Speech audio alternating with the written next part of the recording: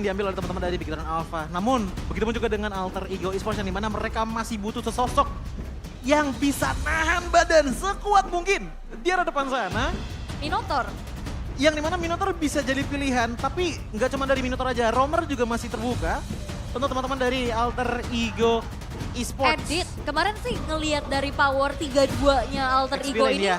Ada edit yang bahkan fleksibel dan sekarang jawabannya adalah Kufra dan Glue. Wow, dua sosok yang sangat tebal dan kali ini Glue lah yang akan bertindak sebagai satu agen mata-mata pencari informasi untuk bisa membuat Kufra jauh lebih terbuka lagi dari sisi vision. Tapi mereka pun harus memikirkan ya early gamenya. Matchup antara Joy dan juga Fanny apabila nanti mereka berantem di area purple buff.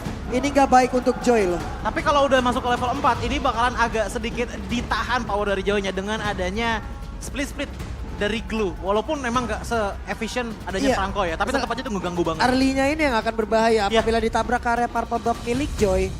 Matchup antara Fanny dan juga Joy ini, Joy ya tidak terlalu diunggulkan gitu loh. Iya. Dan Sulit gitu loh. berkali-kali kita ngeliat juga Joy ini masih kurang impact ya. Tapi Iya. Akai yang Akai. sudah Nah. diamankan. Tindakan perlindungan kayak gini yang wajib, yang harus gitu loh. Yap. Tapi Akai pun kalau memang dia berada di area roamer level 4 baru emang sangat-sangat bermanfaat sekali dengan dengan satu epic spin yang dia milikin. Paling untuk di level 1 atau 2-nya ya udah antara headbutt ataupun dari Crusader yang emang bisa dikeluarkan. Berarti dari kedua belah tim harus banget punya pemanfaatan early yang bagus ya. Yes, itu dia yang penting karena ya balik lagi ya. Kita sebenarnya kalau kita lihat dari segi posisi junglernya, Big Dragon Alpha kemungkinan besar itu ada dari Joy. Yap, Kalau oke. Dari Joy yang bakal Ya. coba untuk bisa megang early-nya dulu. Tapi kita akan melihat untuk deretan set talent emblem dari kedua tim. Yang akan langsung kita lihat juga bagaimana apakah masih ada satu buah Festival of Blood yang dibawa kembali oleh Udil. Bawa lagi. Yes, dan Swift pula yang sudah diamankan oleh Celiboy di sana. Tapi berarti ini power di arah early itu benar-benar ditekanin banget ke arah Valentina dan juga Joy untuk Yap. Big Dragon Alpha. Oke, kalau begitu game kedua sudah berjalan. Jadi waktunya kita langsung menyaksikan bersama-sama EPL Arena. Game yang kedua, mana suaranya? Wih, terdengar dari Alter Ego Go. Apakah ini akan menjadi satu lagi dorongan dan boosting semangat, apalagi mereka udah dapetin satu kemenangan nih. Tren positif yang memang harus bisa dipertahankan pula. Tapi kembali kita bisa melihat bagaimana Big Dragon Alpha ternyata coba untuk tone down dulu nih, nggak terlalu bermain agresif. Iya, begitu pun juga dengan adanya teman-teman dari Alter Ego Esports sih. Justru yang benar-benar cuman kayak ngasih informasi itu cuman dari kasihnya aja. Maju ke depan sana tapi langsung pulang lagi. Tapi melihat dari segi emblem setnya, kenapa Pak Bulung? Itu Celiboy tadi habis dari mana, dia masih level 2 loh. Apakah ada waktu yang akan terbuang jauh banyak banget?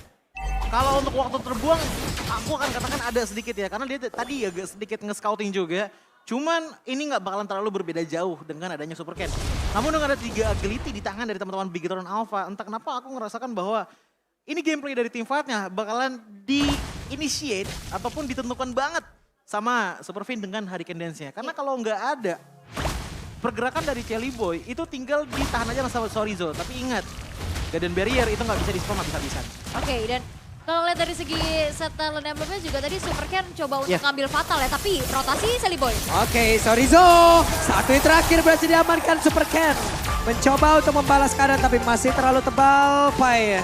Yap, satu first blood yang bisa dimanfaatkan dengan cukup baik oleh Alter Ego Esports untuk bisa ngelit ke arah gold yang bisa mereka amankan. Dan apakah Big Dragon Alpha mereka masih mau coba untuk kontes ke arah turtle yang pertama karena setupnya udah mulai dilakukan oleh Pai terlebih dahulu. Karena kalau kita lihat dengan hilangnya Super Sorizo di arah Harley tadi, ini ngebuat ada potensial dari Big Dragon Alpha makin diturunin lagi. Yang punya damage potensial gede banget menurutku di arah early game-nya, itu cuma di arah Kaye doang. Ken ini punya Lethal Ignition tapi menurutku bakalan baru bisa keluar banget potensinya. Mungkin di menit ke-7 ataupun menit ke-8 sampai ada 1 ataupun 2 item terlebih dahulu. Yang ngebuat akhirnya Big Dragon Alpha, seperti yang dikatakan oleh Aul, ini emang sewajarnya harus bermain dengan tempo yang tertone down banget. Waduh, udah ada satu real world manipulation tapi Finn Harus recall terlebih dahulu. Ken memberanikan diri maju ke bagian depan dan Dapat. ternyata untuk sekarang purple buff-nya berhasil langsung diamankan oleh Super Ken dan Super Ken langsung ngacir lari dari arah tersebut. Electrifying Beats-nya untuk melarikan diri, tapi ada pertukaran yang cukup adil di mana Sally Boy tidak mendapatkan purple buff-nya.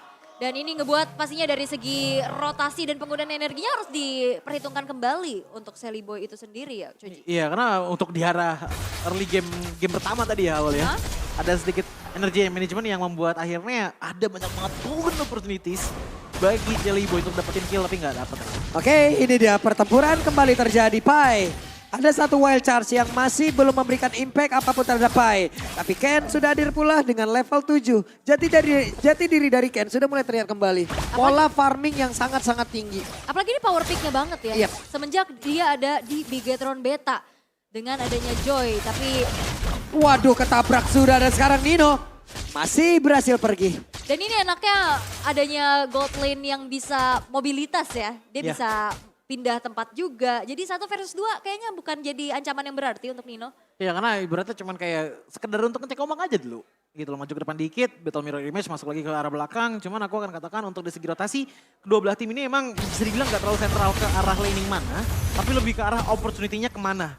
Karena kalau kita ngeliat dari rotasi yang dilakukan oleh Super Ken, tadi dia tuh sempat ngambil ke arah purple buff-nya sekali. Dan itu berbahaya kalau sampai terjadi lagi. dan lagi. Waduh, nih Pai-nya akan langsung mencari formasi dan sekarang Rasinya harus mundur kembali pula. Ada reward manipulation yang memang langsung dibalaskan pula, namun sekarang untuk Finn langsung maju ke bagian depan.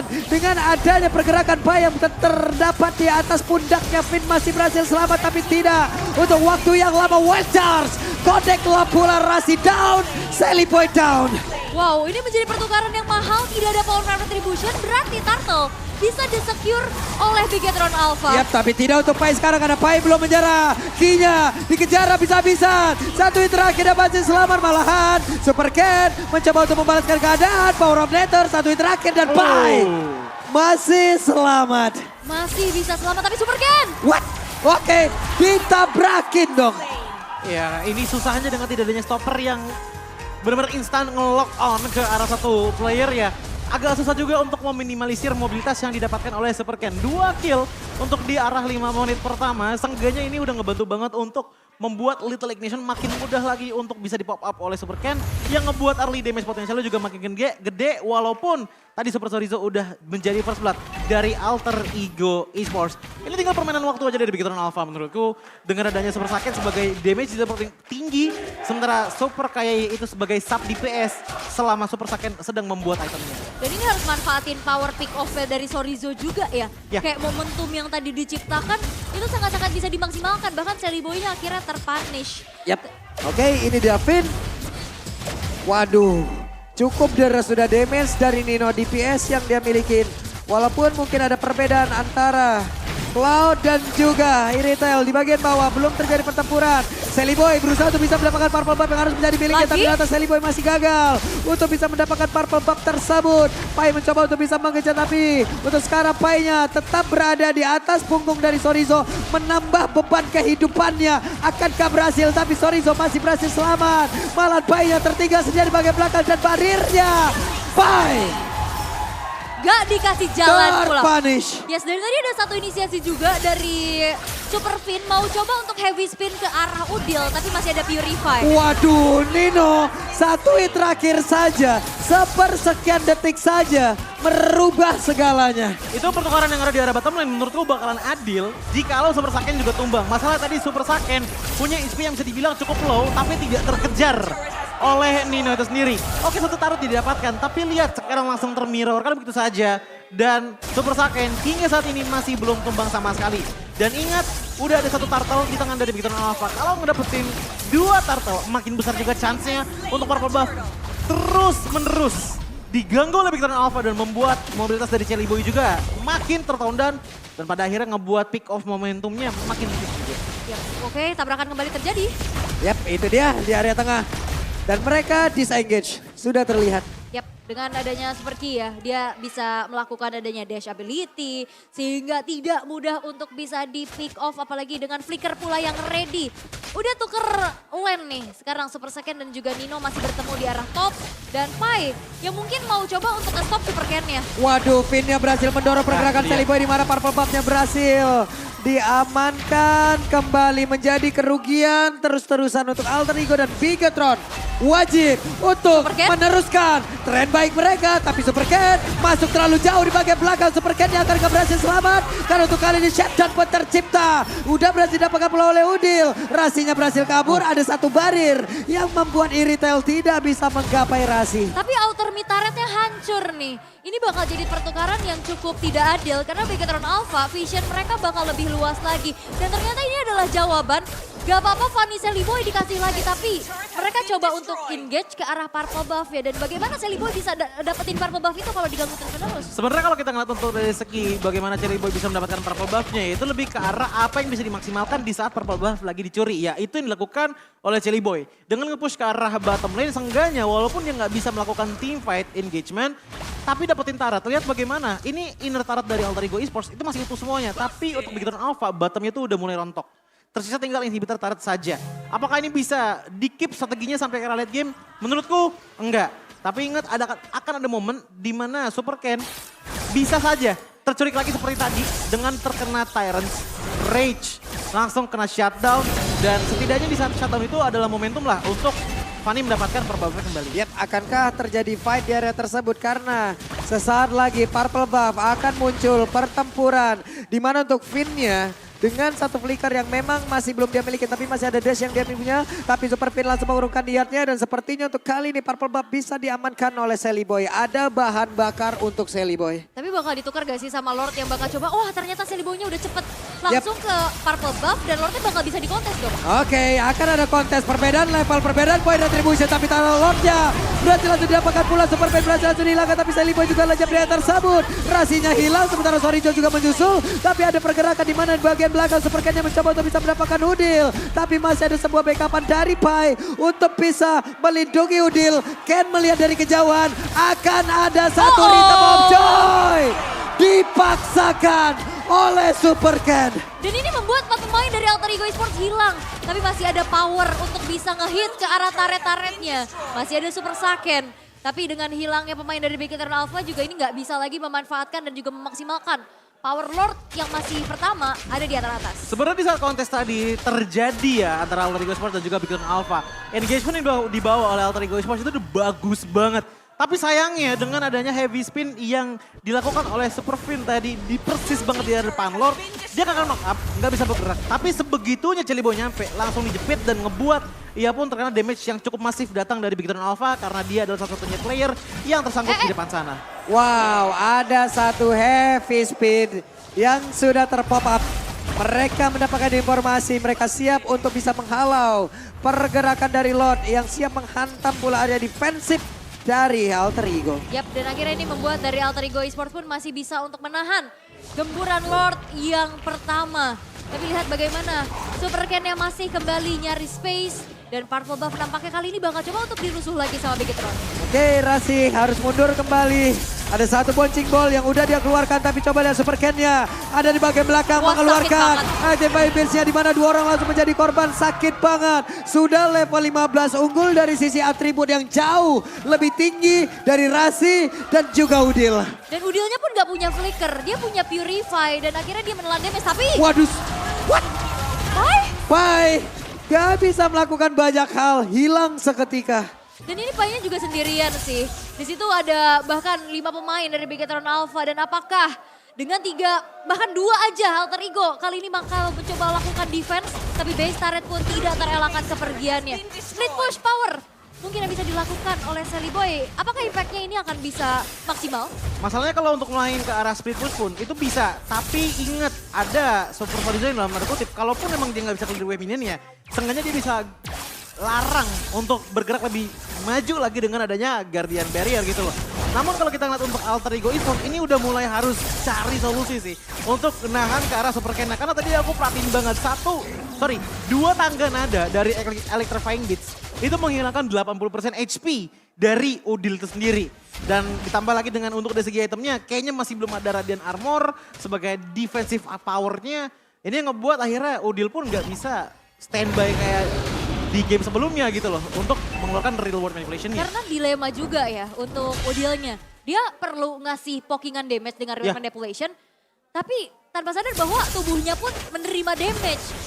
Dan akhirnya itu yang membuat dari Udil terpick off, apalagi dia nggak bawa escape ability tambahan seperti flicker ataupun crit, dan Lord pun menjadi Lord yang free untuk Bigetron Alpha. Free banget, Purple Buff langsung diinvasi pula. Ini akan menjadi tujuan selanjutnya oleh Bigetron Alpha. Karena dari pemain Alter Ego, split push, itulah yang harusnya mereka lakukan untuk bisa menghalau dan juga memberi sedikit waktu, memperpanjang waktu mereka. Oke, dan setidaknya sebenarnya dengan power speed push ini, Sally Boy masih bisa nahan inner turret di arah bawah ya Joji. Iya, untuk sekarang untuk turret di arah bawah ya bottom lane ya. Ini susah banget wave minion untuk dilajukan. Bahkan kalau kita lihat untuk dari segi goal gap-nya ini antar marksman aja yang ada sedikit advantage-nya. Sisanya itu bener-bener udah full semuanya karena teman-teman dari Bigetron Alpha. Tapi ingat, ini ada di pace yang lumayan gede potensialnya. Itu dari Nino gitu loh. Cuma tinggal bagaimana aja dari Sorizo dan juga Ken. Ini nggak terlalu mengambil penetrasi terlalu dalam lah kasarnya untuk teman-teman dari Alter Ego Esports agar mereka bisa survive memberikan damage ke arah Bigetron Alpha. Wih, barusan coba lihat Super Pin. Dengan satu hebatnya tadi udah mulai maju kembali. Sementara sekarang ada pergerakan di mana Concealer dikeluarkan. Nino yang pula sudah jam 1 di base utama yang dimiliki oleh pemain dari Alter Ego yang diharapkan bisa membalaskan keadaan tapi malah langsung menghilang. Dan Media berhasil mendorong dengan satu HP speed yang dimiliki walaupun sekarang Lordnya juga udah langsung dilejapkan. Tapi masih ada satu wave minion yang menyelamatkan Bigetron Alpha menuju game yang ketiga. Bigetron Alpha, mereka menolak untuk tunduk satu sama. Berhasil mereka dapatkan dan memaksa Alter Ego untuk bermain lagi di game yang ketiga. Melepas Sif dan juga Fanny sebagai power di game yang pertama. Itu bukan tanpa alasan. Joy, Ati adanya Sisi. Ya. Terus juga dari adanya Akai yang bisa untuk membuat Sisi power, menghentikan laju